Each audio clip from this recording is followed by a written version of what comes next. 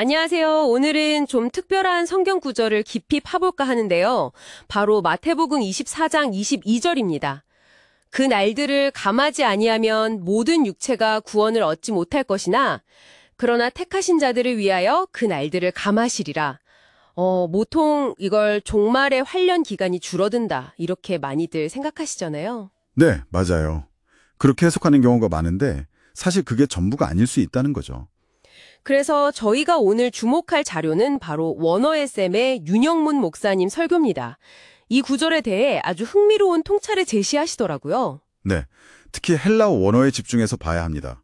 여기서 날들로 번역된 헤메라, 히메라, 그리고 감하다는 뜻의 콜로보 이 두 단어가 핵심 열쇠예요.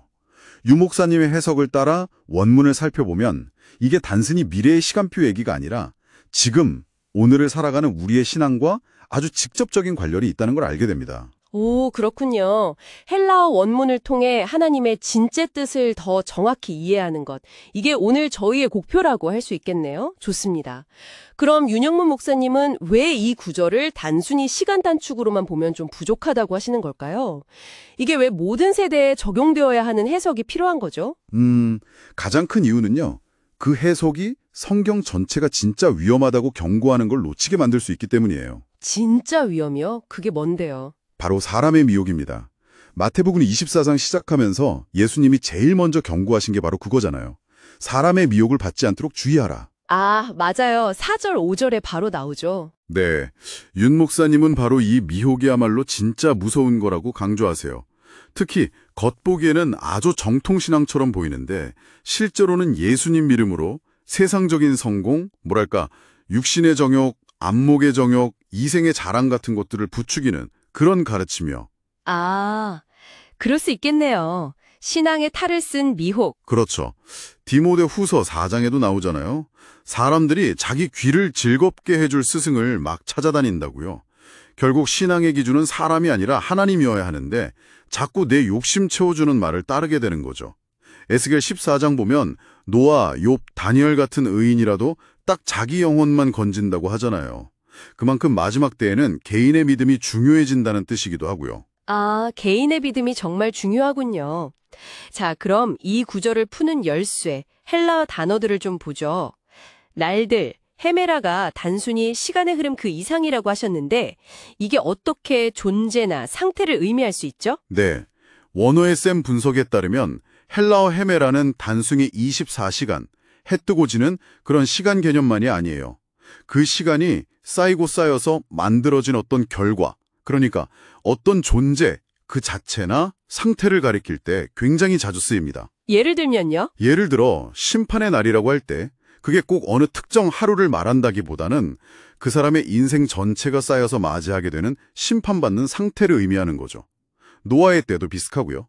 좋은 예로는 고린도전서 1장 8절에 주 예수 그리스도의 날이 나오는데 이건 우리가 그리스도 안에서 흠없는 모습으로 온전한 존재로 세워져가는 그 상태를 의미하는 거고요. 아, 이해가 되네요. 반대로 에베소서 5장 16절에 악한 날들이라고 복수로 쓰였는데 이건 문자 그대로 악한 존재들, 악한 세력들을 의미할 수도 있어요. 또 데살로니가전서 5장 5절 보면 빛의 아들들, 낫, 헤메라의 아들들이라는 표현이 나오는데 이것도 구원받아서 빛 가운데 살아가는 존재 상태를 말하는 거거든요. 와, 그러니까 헤메라, 날들이라는 게 단순히 시간이 아니라 그 시간이 우리를 어떤 존재로 만들어 가는지에 대한 이야기군요. 헬라어 원문을 보니 의미가 확 깊어지네요. 네, 맞습니다. 시간이 우리 존재를 빚어가는 거죠. 그럼 감하다는 동사 콜로보는 어떻게 봐야 할까요?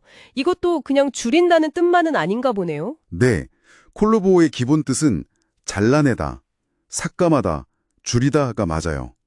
그런데 윤영목 목사님은 이 단어의 뿌리, 어근이 벌하다, 징계하다와 연결된다는 점에 주목하셨어요. 벌하다, 징계하다요. 네, 그래서 이 구절을 해석할 때 하나님이 단순히 시간 자체를 짧게 하시는 게 아니라 택하신 자녀들 주변에 있는 악한 날들, 다시 말해 미혹하는 자들, 불법을 행하는 악한 존재들의 그 영향력을 잘라내시고 삭감하시고 그 힘을 줄여주신다는 의미로 보는 겁니다. 아, 영향력을 줄이신다. 그렇죠. 그래야 택하신 자들이 그 환난과 미혹 속에서도 믿음을 지키고 견뎌낼 수 있으니까요. 고린도전서 10장 13절 말씀이랑 딱 통하는 거죠. 사람이 감당할 시험 밖에는 너희가 당한 것이 없나니 오직 하나님은 미쁘사 너희가 감당하지 못할 시험 당함을 허락하지 아니하시고 시험 당할 즈음에 또한 피할 길을 내사 너희로 능히 감당하게 하시느니라. 아, 이 말씀이군요. 네, 바로 그거예요. 하나님이 시험의 강도를 조절해 주시는 것, 그게 바로 날들을 감하시는 구체적인 방법이라는 거죠. 이런 깊은 뜻은 정말 원문을 봐야만 제대로 알 수 있는 것 같아요. 그렇군요. 하나님께서 시험의 강도를 조절해 주신다는 거네요. 정말 큰 위로가 되는데요. 그럼 그 고린도전서 10장 13절에서 약속된 피할 길이라는 건 구체적으로 뭘 의미할까요? 상황이 갑자기 확 좋아지는 그런 걸까요? 윤 목사님의 해석에 따르면 그 피할 길, ek바시스도 어떤 환경적인 변화나 상황 탈출을 의미하는 게 아니에요. 아, 그래요? 네. 유일한 피할 길은 바로 예수 그리스도, 그분 자신이라는 겁니다. 아, 요한복음 14장 6절에서 내가 곧 길이요, 진리요, 생명이라고 하셨잖아요. 히브리서 4장에서는 예수님이 우리의 연약함을 다 아시고 때를 따라 돕는 은혜를 주신다고 약속하시고요. 로마서 8장 1절 2절에서는 그리스도 예수 안에 있으면 결코 정죄함이 없고 생명의 성령의 법이 우리를 죄와 사망에서 해방했다고 선언하죠. 그렇군요. 그러니까 피할 길이라는 건 어려운 상황 자체가 마법처럼 사라지는 게 아니라 어떤 상황 속에서도 예수님과의 관계 안에서 발견하는 생명의 길, 승리의 길을 의미하는 거죠. 와, 오늘 정말 중요한 걸 배웠네요. 정리를 좀 해보면 마태복음 24장 22절에 날들을 감한다는 말씀은 원어의 샘 윤영문 목사님의 통찰을 통해 볼 때 단순히 시간 단축이 아니라 네, 하나님께서 택하신 자녀들이 환난과 미혹 속에서도 넘어지지 않고 오히려 빛의 아들, 낮의 아들이라는 그 올바른 존재, 날로 잘 자라갈 수 있도록 주변의 악한 영향력, 미혹하는 세력들을 적극적으로 잘라내시고 조절해 주신다는 그런 약속이라는 거네요. 맞습니다. 핵심은 환난 속에서 그리스도를 통해 우리가 어떤 존재, 어떤 날이 되어가느냐에 있는 거죠. 정말 헬라어 원문을 보는 것이 하나님의 뜻을 아는데 얼마나 중요한지 다시 한번 깨닫게 됩니다. 그렇죠. 그래서 혹시 지금 힘든 시간을 보내고 계신 분이 있다면 이 말씀을 꼭 붙잡으시면 좋겠습니다.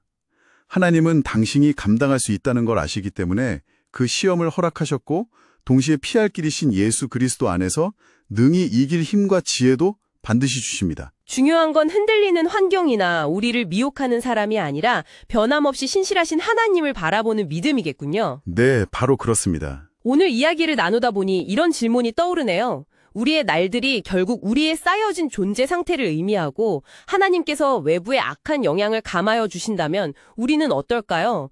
우리 스스로 진정한 낮의 아들로 살아가기 위해서 단호하게 잘라내야 할 우리 안의 어둠, 내면의 악한 날들은 과연 무엇일지 한번 깊이 생각해 볼 필요가 있겠습니다.